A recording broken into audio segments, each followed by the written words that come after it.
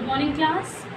आज हम लोग अपनी बिजनेस स्टडी का जो हमारा चैप्टर सेकंड है उसका जो रिमेनिंग पार्ट हमारा रह गया था उसमें से हम लोग इम्पॉर्टेंस ऑफ मैनेजमेंट प्रिंसिपल्स करेंगे।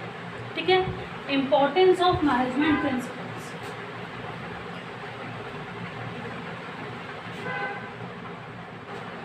इम्पॉर्टेंस ऑफ मैनेजमेंट प्रिंसिपल्स करेंगे कि मैनेजमेंट प्रिंसिपल के क्या क्या इम्पोर्टेंस हैं। Importance and signification same thing.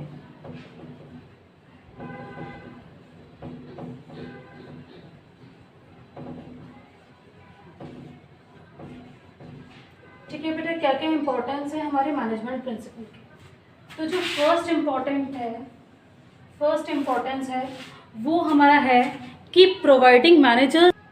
जो फर्स्ट हमारा इम्पोर्टेंस है वो है हमारा प्रोवाइडिंग मैनेजर विद यूजफुल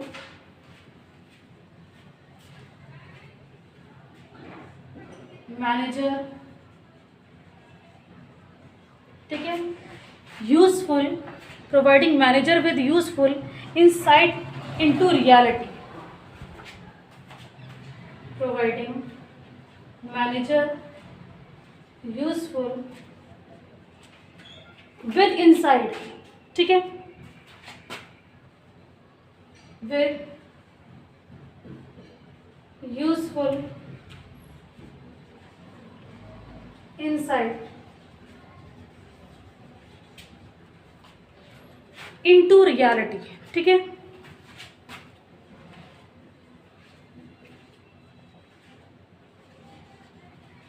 बेटा इसका मतलब हुआ जो मैनेजर्स होते हैं, सबसे पहली बात कि जो मैनेजमेंट प्रिंसिपल्स हैं वो गाइडलाइंस देती हैं। ठीक है, हमें गाइडलाइंस प्रोवाइड कराती हैं। हम लोगों ने डिफरेंशिएशन में कल पढ़ा था कि मैनेजमेंट प्रिंसिपल का काम है गाइडलाइन प्रोवाइड करना। ठीक है, तो जो ये प्रिंसिपल को सारे प्रिंसिपल की नॉलेज को इम्प्रूव करता है। ठीक है, इसका मतलब है मैनेजर को गाइडलाइन प्रोवाइड कराता है, इसलिए हमारा मैनेजमेंट प्रिंसिपल बहुत ज़्यादा इम्पॉर्टेंट है। और हमारी प्रिंसिपल्स जो हैं वो इम्प्रूव करवाता है, नॉलेज देता है, अंडरस्टैंड कराता है मैनेजर को डिफरेंट सिचुएशन पे। ठीक है, तो the effect of this principle has to manager learn from their mistake. क्या इस प्रिंसिपल्स के थ्रू जो मैनेजर हैं वो इस मिस्टेक्स को देखते हैं कि क्या क्या मिस्टेक्स हुई और उससे सबक लेते हैं, सीख लेते हैं कि हाँ ये मिस्टेक नेक्स्ट टाइम नहीं होनी चाहिए, और ये प्रिंसिपल उनको गाइड करवाते हैं। प्रिंसिपल्स, मैनेजमेंट प्रिंसिपल एक गाइडलाइंस है किसके लिए? मैनेजर्स के लिए। This principle guide manager take a right decision at a right time. ये जो मैनेजमेंट प्रिंसिपल हैं वो राइट टाइम पे राइट डिसीजन बताते हैं कि कब क्या करना है हमें ऑर्गेनाइजेशन में। तो इसका मतलब यही है जो मैनेजर है, मैनेजर को एक तरीके से मैनेजर को इफिशिएंसी को इम्प्रूव करते हैं। कौन? Management principles. ठीक है, तो जो हम लोगों ने भी 14 प्रिंसिपल्स पढ़े, टेलर के, फ्योल के, और भी पढ़े, टेक्निक्स पढ़ी, तो ये क्या करते हैं? मैनेजर की इफिशिएंसी और इफेक्टिवनेस को बढ़ाते हैं। ठीक है, तो सेकंड जो है वो है हमारा optimum utilization of resources. Optimum utilization of resources. Resources को कैसे हम यूटिलाइज करें?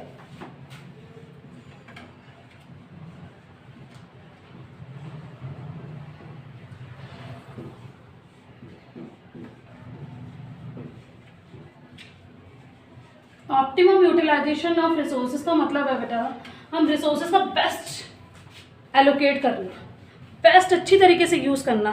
तो मैनेजमेंट प्रिंसिपल जो हैं हमारे वो इंसिस्ट करते हैं कि हमें हर काम प्लान मैनर में करना चाहिए। ठीक है, हमें सिस्टमैटिकली ऑर्गेनाइजेशन में काम करना चाहिए। Man and material fix place में होने चाहिए। मैन और मटेरियल हमारे ऑर्गेनाइजेशन में एक सिस्टमैटिकली वर्क करें। प्रिंसिपल जो हमारी प्रिंसिपल है, मैनेजमेंट प्रिंसिपल्स हैं, वो डिज़ाइन करते हैं कि हमें मैक्सिमम बेनिफिट हो और हमारी कॉस्ट बहुत कम लगे। मैक्सिमम बेनिफिट ठीक है, ज़्यादा से ज़्यादा बेनिफिट हो और हमारी कॉस्ट क्या हो, कम कवर हो। ठीक है, तो जैसे हमने साइंटिफिक प्रिंसिपल में पढ़ा था, cut down the wasteful movement.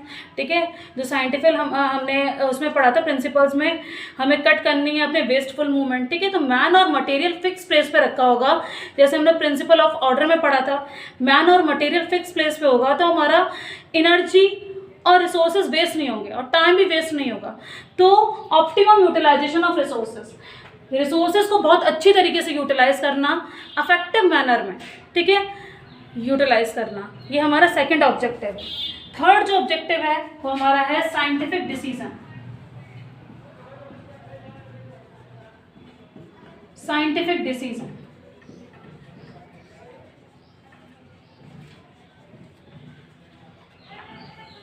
बेटा, जो थर्ड हमारा इंपॉर्टेंस है वो साइंटिफिक डिसीजन ये कहता है कि manager have to take number of decision every day. Manager day to day बहुत सारे डिसीजन लेते हैं, पर बेटा सारे डिसीजन तो अप्लाई कर नहीं सकते, so they need to access the resources of organization is very carefully to decision to using the available resources in the best possible manner.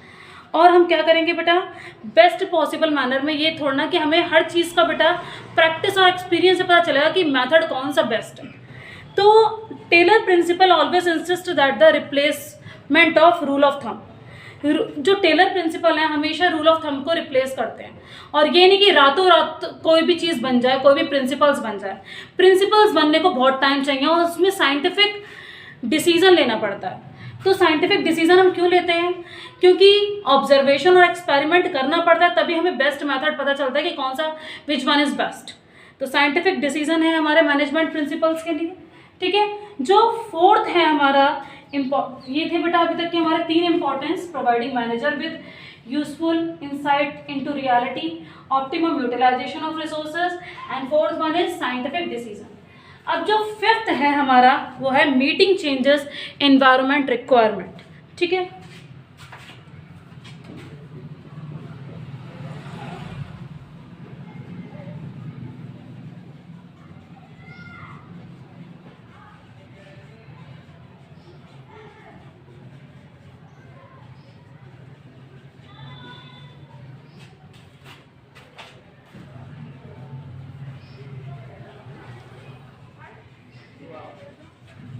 ठीक है बेटा, हमारी इन्वायरमेंट इतना डायनेमिक है बेटा, चेंजेस हमारे होते रहते हैं। ठीक है, तो every businessman has to make change in the organization according to change in environment.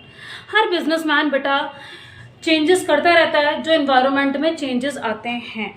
ठीक है, तो मैनेजर प्रिंसिपल जो हमारे मैनेजमेंट प्रिंसिपल हैं, train to manager to implement their changes. तो मैनेजमेंट के प्रिंसिपल इसकी भी हेल्प करते हैं कि जो भी कुछ चेंज आ रहे हैं तो उसको गाइड करें, गाइडलाइंस दें, right direction at a right level of organisation.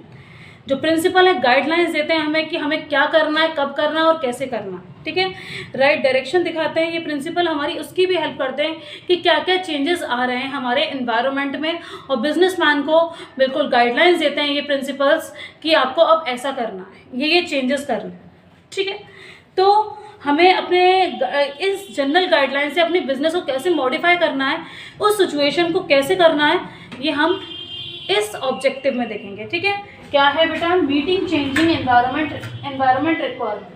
ठीक है, अब क्या है बेटा हमारा फिफ्थ कौन सा प्रिंसिपल है, फिफ्थ मैनेजमेंट का कौन सा इंपॉर्टेंस है, फिफ्थ जो है हमारा वो है हमारा अफेक्टिव एडमिनिस्ट्रेशन। ठीक है, अफेक्टिव एडमिनिस्ट्रेशन होगा। ठीक है, जो भी कोई वर्क होगा अफेक्टिव मैनर से होगा। Administration is a function of top level management. Administration को देखना, सारी देख रेख करना, किसका प्लान एंड पॉलिसीज़ को मेक करना, प्लान एंड पॉलिसीज़ को फ्रेम करना, सबसे ज़्यादा किसका काम है, टॉप लेवल मैनेजर्स का। तो management principle guideline to base in the policy in the systematic manner.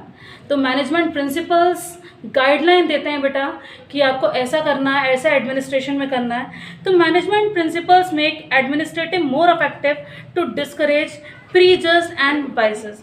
Gender bias तो हमें बिल्कुल करना ही नहीं है।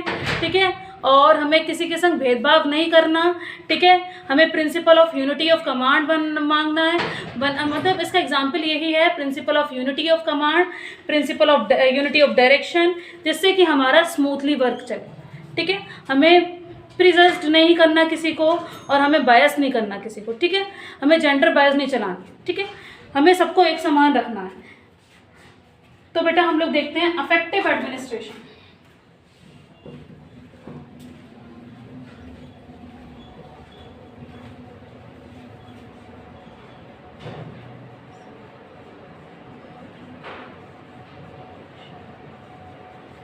अफेक्टिव एडमिनिस्ट्रेशन,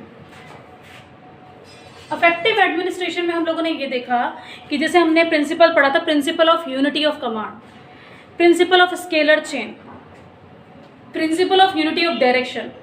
तो administration in the function of top level management, ठीक है। तो प्लान एंड पॉलिसीज बनानी है तो टॉप लेवल मैनेजर, तो ये जो मैनेजमेंट प्रिंसिपल है वो हमें गाइडलाइन देंगे कि आपको एडमिनिस्ट्रेशन पॉलिसी कैसे प्लान करनी है, ठीक है। तो ये जो सारे हम लोग जो प्रिंसिपल पढ़े हैं, अगर हम इसको अपनाएंगे, सब लोग एक ही डायरेक्शन में चलेंगे तो हमारा एक ही डायरेक्शन में चलेंगे, यूनिटी ऑफ कमांड होगा, स्केलर चेन होगा, तो हमारा क्या होगा, अफेक्टिव एडमिनिस्ट्रेशन होगा, ठीक है बेटा। अफेक्टिव एडमिनिस्ट्रेशन के बाद देखा हम लोगों ने फुलफिलिंग सोशल रिस्पॉन्सिबिलिटी। जो 6 है हमारा इम्पोर्टेंस क्या है, फुलफिलिंग सोशल रिस्पॉन्सिबिलिटी के बारे में भी हम लोग देखेंगे।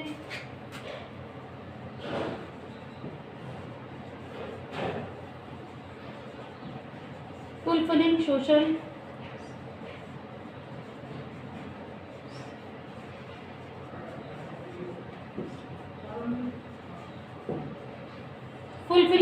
रिस्पॉन्सिबिलिटी।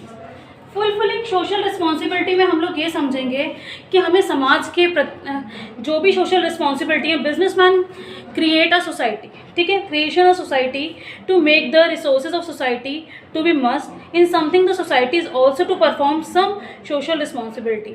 बिजनेसमैन की बहुत सारी सोसाइटी के प्रति भी कोई सोशल रिस्पॉन्सिबिलिटीज़ बनती हैं। तो जैसे हम लोगों ने प्रिंसिपल पढ़ा था फेयर रेमुनरेशन। फेयर रेमुनरेशन में क्या था कि हमें एडिक्वेट सैलरी देनी चाहिए। कोई भी सोसाइटी का लोग या एम्प्लॉयज़ काम कर रहे हैं, हमारी सोसाइटी से ही आए हैं वो, तो हमारा बिजनेसमैन का एक कर्तव्य बनता है कि उस fulfilling the social responsibility, society के लिए भी कुछ करें, ठीक है। तो the principle of fair remuneration insist the adequate salary to the employer to take care the interest of employer also, ठीक है। तो हमें एम्प्लॉयज़ के इंटरेस्ट के बारे में सोचना चाहिए। तो हमारे अंदर भी कुछ सोशल रिस्पॉन्सिबिलिटीज़ बनती हैं कि हमें फुलफिलिंग करनी चाहिए। तो हमारे जो मैनेजमेंट प्रिंसिपल हैं वो गाइड करते हैं कि हमारी सोशल रिस्पॉन्सिबिलिटीज़ भी हैं कुछ, ठीक है, ठीक है। The businessman is creation to the society to make the resources of society so the something in society. हमें कुछ ना कुछ तो करना है सोसाइटी के लिए to perform the social responsibility. हमें गाइडलाइंस में दिखाया जा रहा है कि manager to perform the social responsibility. Guidelines ये दी जा रही हैं कि मैनेजर्स को परफॉर्म करनी चाहिए सोशल रिस्पॉन्सिबिलिटीज़, ठीक है। तो अभी तक के बेटा हमारे 6 इंपॉर्टेंस हो गए। 7th इंपॉर्टेंस जो है हमारा वो है management training education and research.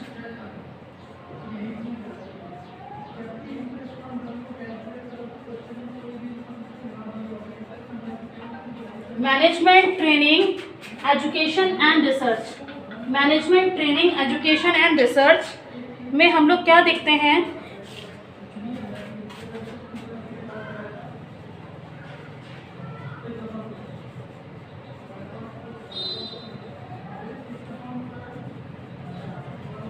And research.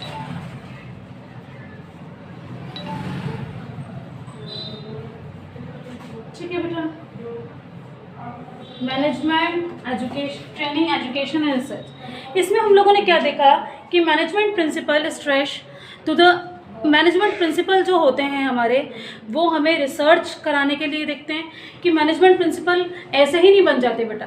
Management principal ऐसे ही नहीं रातों रात नहीं बन जाते, हमें रिसर्च करनी पड़ती है, उसके लिए एजुकेटेड होना पड़ता है, प्रोफेशनल कोर्स, ठीक है, BBA MBA also teach to the principle a part of their curriculum, ठीक है। तो management principle start to the scientific judgement and logical thinking. Management principle के लिए बेटा लॉजिकल थिंकिंग चाहिए, हमें एजुकेटेड होना चाहिए कि ऐसे ही मैनेजमेंट प्रिंसिपल नहीं बन जाएंगे हमारे, ठीक है। तो उसके लिए रिसर्च चाहिए, खोज चाहिए, ट्रेनिंग चाहिए और एजुकेशन चाहिए, ठीक है। न्यू आइडियाज़ आए हमारे माइंड में और generate more and more knowledge, उसके थ्रू हम मैनेजमेंट प्रिंसिपल को अप्लाई कर पाएँ, ठीक है। और हमें management doing research and development of management study, हमें रिसर्च करनी है, डेवलपमेंट विकास करना है अपना, किसके ऊपर बेटा, मैनेजमेंट स्टडी के ऊपर। तब हम कर पाएंगे कि हाँ हमारी मैनेजमेंट प्रिंसिपल के लिए हमें ट्रेनिंग चाहिए, एजुकेशन चाहिए और रिसर्च चाहिए, क्योंकि मैनेजमेंट प्रिंसिपल ऐसे नहीं कि रातों रात बना लें हम, साइंस वो रूल ऑफ थंब है, ठीक है बेटा। तो ये सारे इंपॉर्टेंस हैं हमारे किसके, मैनेजमेंट प्रिंसिपल के, ठीक है। हमारे 7 इंपॉर्टेंस है और ये चैप्टर हमारा कंप्लीट है। सेकंड चैप्टर हमारे 2 वीडियोस जो हैं, हमारे जो रिमेनिंग पार्ट रह गया था वो हमने कवर अप कर दिया है। फीचर्स रह गए थे हमारे, इंपॉर्टेंस रह गए थे। तो इंपॉर्टेंस में हमने क्या देखा कि providing manager with useful insight into reality. Second में हमने देखा ऑप्टिमम यूटिलाइजेशन ऑफ रिसोर्सेज।